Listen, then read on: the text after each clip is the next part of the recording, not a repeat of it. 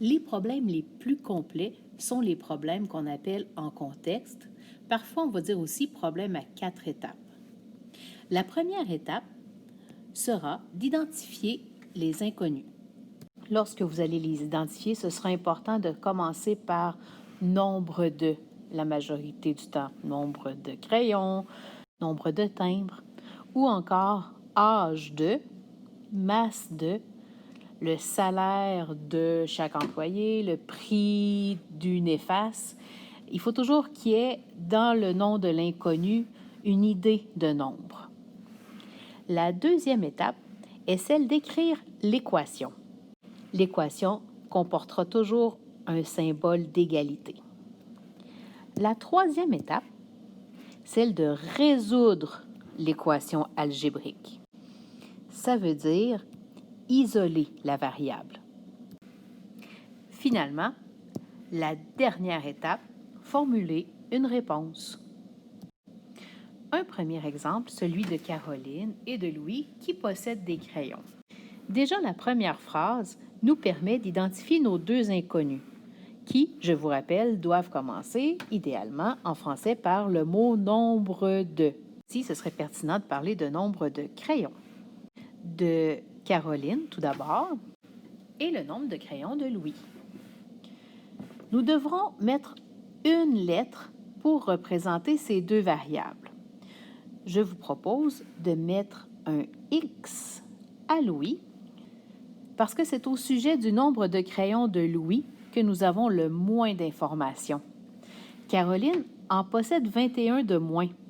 Donc, si je prends le nombre de crayons de Louis moins 21, normalement, je devrais me retrouver avec 21 de moins, le nombre de crayons de Caroline. Mes inconnus sont nommés. C'était la première étape. La deuxième étape, on voit dans la deuxième phrase qu'ensemble, ils ont 101 crayons. Donc, si je fais le nombre de crayons de Caroline plus le nombre de crayons de Louis, je devrais obtenir 101. Troisième étape, résoudre algébriquement, c'est-à-dire isoler notre variable x. Vous remarquez qu'on a des variables semblables d'un même côté de l'équation. On peut donc additionner leurs coefficients et obtenir que 2x moins 21 qui est égal à 101. On a des termes algébriques seulement à gauche. On va donc tout de suite s'arranger pour avoir des termes constants seulement à droite.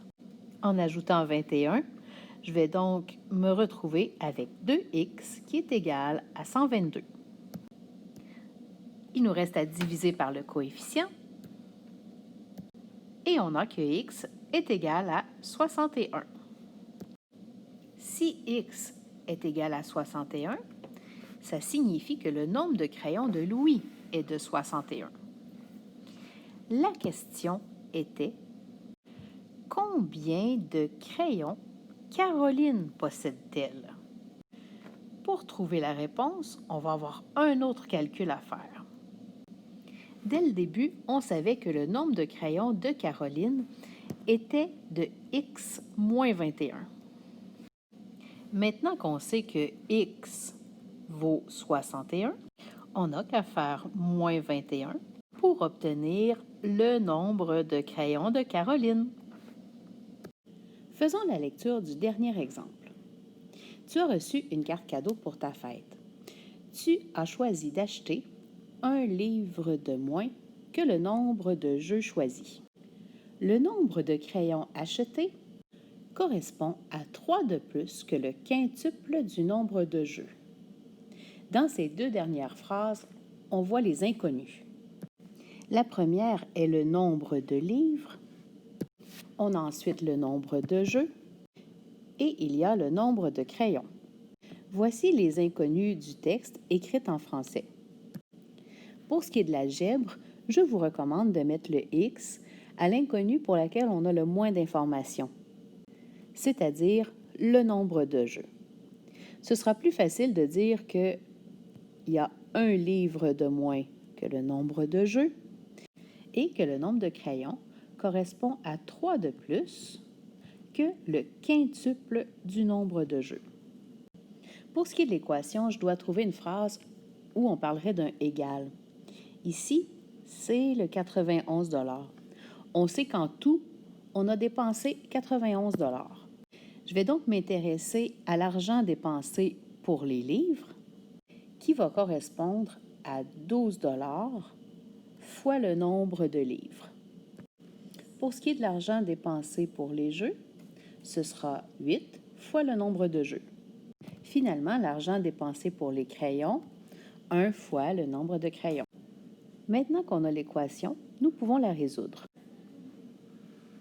12 fois x, 12 fois moins 1, 8 fois x, 1 fois 5x, 1 fois 3 égale 91. On peut maintenant regrouper les termes semblables, 12x avec plus 8x et plus 5x, moins 12 avec plus 3.